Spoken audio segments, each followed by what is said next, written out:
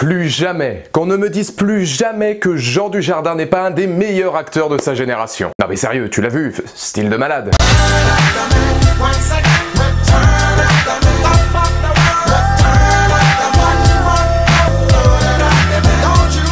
Bonjour à toutes et à tous, c'est Valou et bienvenue pour cette toute nouvelle vidéo. Oui, petit fief, petit décor estival pour l'été. Du coup, c'est un petit peu le principe d'un décor estival. Et qui dit été dit aussi vidéo avec la toute première critique de l'été, Le Dain de Quentin Dupieux avec évidemment Jean Dujardin. Alors un film que j'ai eu l'occasion de voir grâce à BNP Paribas. J'ai pu assister, comme certains l'ont vu peut-être sur les réseaux sociaux, à la quinzaine des réalisateurs du Festival de Cannes. Et Le Dain était en ouverture de cette quinzaine. Et alors très honnêtement, c'était un chef-d'œuvre. C'est une claque complètement déjantée. Un petit peu dans le style que fait de toute façon Quentin Dupieux. Il nous avait bien habitués à un pneu tueur ou alors à des trucs comme Steak, Réalité ou même Au Poste.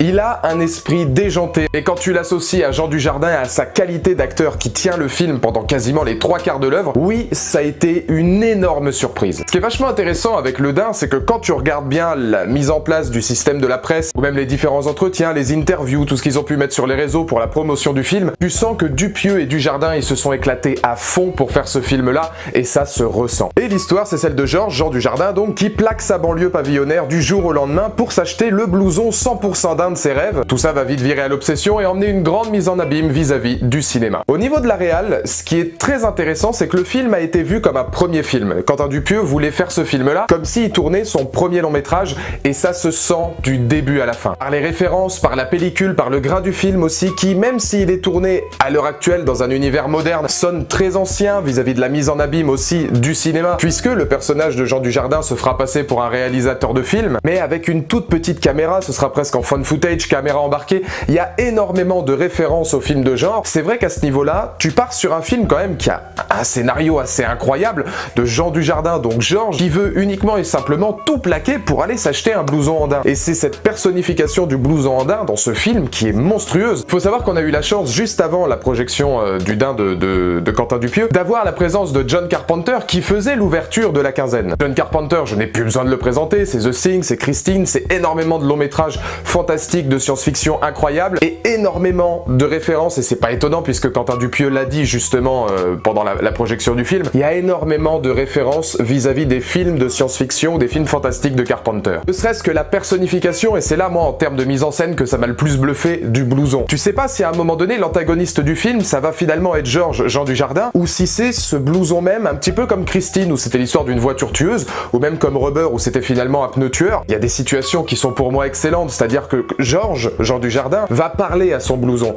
mais il va changer de voix un petit peu quand c'est le blouson, et Quentin Dupieux va constamment filmer en chant contre chant avec un jeu de regard entre Dujardin et son blouson, le blouson au moment où c'est Jean Dujardin qui parle en tant que le blouson. Donc t'as vraiment l'impression en fait d'une personnification directe et en même temps une personnification presque d'antagoniste, puisque tu sais pas si l'antagoniste même ça va être Jean Dujardin qui fait n'importe quoi ou ce fameux blouson en daim. Et le scénario d'un homme qui au final plaque tout pour retrouver un blouson, ça va emmener des situations très comiques par Jean Dujardin, alors, notamment la phrase le style de malade, enfin à chaque fois qu'il se regarde t'as vu le style de malade. C'est vrai qu'il y a énormément de situations où on retrouve encore une fois l'acting de Jean Dujardin par la caméra de Dupieux, mais là moi c'est l'association qui m'a le plus marqué. C'est-à-dire que Jean Dujardin, on sait qu'il a une palette d'acting qui aujourd'hui est quand même assez incroyable, mais mêlé à un réalisateur aussi atypique, ça donne forcément des scènes où au fur et à mesure de métrage, le spectateur va être emmené dans un putain mais qu'est-ce qui se passe? Tout le long du film tu vas te dire putain mais qu'est-ce que c'est que ce truc? Qu'est-ce que je suis en train de regarder? Parce que ça va virer à certains moments dans cette mise en abîme du cinéma pour pas spoiler, dans le gore, parfois même dans le slasher. Il y a beaucoup de références aux films de slasher. On pense évidemment à Halloween, encore une fois de John Carpenter, mais il y a énormément d'autres mises en scène qui peuvent faire penser à des films de slash. Et on finit, nous spectateurs, par y croire. C'est ça qui est extraordinaire, c'est que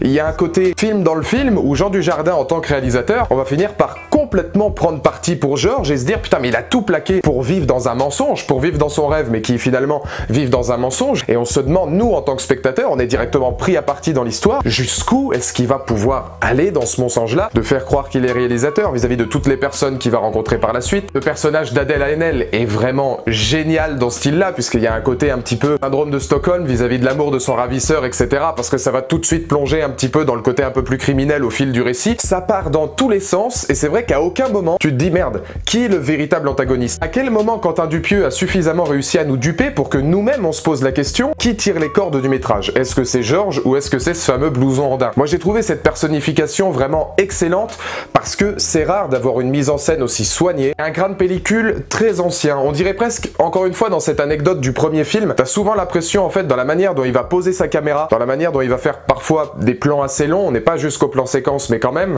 encore une fois jusqu'à l'utilisation des fan footage, des caméras embarquées, des toutes petites caméras à l'ancienne. T'as l'impression de voir un film avec très peu de budget. Moi ça m'a parfois un petit peu fait penser au projet Blair Witch par exemple, même à des films comme Paranormal Activity, alors pas au niveau du scénario ou de l'histoire, mais de ce côté minimaliste où t'as l'impression que ce film là, oui c'est son premier film parce que toi en tant que spectateur, et Georges, justement Jean Dujardin dans la mise en abîme du cinéma, t'aurais limite pu le faire toi-même ce film là parce qu'il est ultra minimaliste mais tellement riche dans l'explosion de ce que ça veut donner et puis dans tout ce côté complètement what the fuck qu'il en devient génial. Moi j'ai trouvé Le Daim à ce niveau là en termes de scénario complètement délirant au fur et à mesure du récit et c'est vrai que ça a littéralement emporté la foule, en tout cas sur la quinzaine, ça ne m'étonne pas. Moi j'ai kiffé. Et la deuxième partie, Jean Dujardin évidemment, donc le personnage de Georges, encore un de ces acteurs, il y en a beaucoup mais qui sont capables de complètement prendre la caméra en faisant pratiquement rien et c'est ça qui est extraordinaire, c'est-à-dire que Dupieux va lui dire écoute sur 1h20 de film, parce qu'il est vraiment pas long, hein, il doit durer 1h20, 1h25, pendant 50 minutes tu vas être tout seul avec un blouson.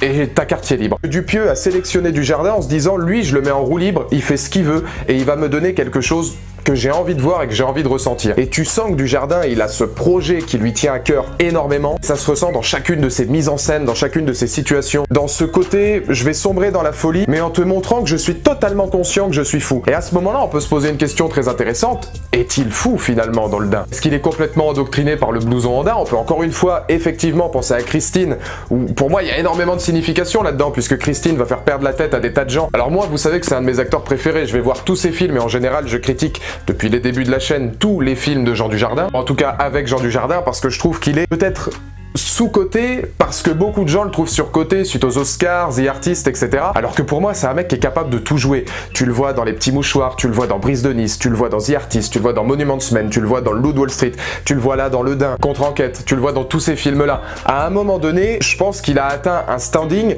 où il peut choisir littéralement les films qu'il a envie de faire. Et ce qui est intéressant, c'est que quand tu vois un petit peu la carrière de Jean Dujardin post-Amérique, c'est des films qui sont parfois très intimistes. Moi, je trouve que Le Daim, c'est presque un film indépendant, un film d'auteur ultra intimiste et en même temps ultra décalé avec des tas de références qui le rendent génial, mais il ressort ce côté un petit peu film d'auteur indépendant où Dujardin, tu te dis, post-Hollywood, je l'aurais jamais vu aller là-dedans. Et ça, c'est des choix de carrière qui sont vachement atypiques. On l'a vu aussi dans Le Retour du héros, on l'a vu dans I Feel Good, surtout I Feel Good, où encore une fois, c'est un film d'auteur avec un vrai message derrière. Quelle est la signification que ça veut apporter? Oui, c'est un franc succès, que ce soit par le réalisateur, que ce soit par la mise en scène du Dupieux, ou que ce soit par l'acting de Dujardin qui colle à merveille là-dedans. C'est la combinaison en fait de deux génies, je trouve. C'est le génie du cinéma de Dupieux. Alors faut aimer, je comprends qu'il y a certaines personnes qui aimeront sûrement pas, mais faut aimer ce style du Daim et la combinaison du Dujardin, où faut aimer aussi son acting, faut aimer retrouver à certains moments la patte du Dujardin mise au service, si vous voulez, d'un réalisateur qui sait où il veut aller et qui fait confiance en ses acteurs. Et Dujardin et le personnage féminin qui l'accompagne, c'est un duo extraordinaire pour un film qui mêle plusieurs styles, qui a plusieurs anecdotes, qui se veut comme un premier film, qui se sent au niveau de son grain et de la pellicule comme un premier film, tout en ayant énormément de références pour l'amour, si vous voulez, qu'a Dupieux pour le cinéma. Bravo, bravo, parce que ça fait plaisir de voir le cinéma français comme ça. Si le cinéma français était constamment comme ça avec des films qui ont des couilles de ce style-là, à mon avis, je pense qu'on cracherait beaucoup moins dessus et j'irais beaucoup plus les voir au ciné parce que ça montre quand même qu'on a des têtes qui réfléchissent, quoi. Alors dans les commentaires ci-dessous, n'hésitez pas comme d'habitude à me donner votre point de vue. Je crois qu'il sort dans 2 jours au cinéma, mais il y a beaucoup d'avant-premières qui se sont déroulées à travers la France. Si vous l'avez vu, n'hésitez pas à me donner votre avis et si vous l'avez pas vu, je sais pas par où je vais sortir, gauche, droite, allez on va tenter à gauche, donc ce sera ma droite, mais en tout cas allez-y parce qu'il est vraiment pas mal. But it's still there chasing me down. That felt pretty cool.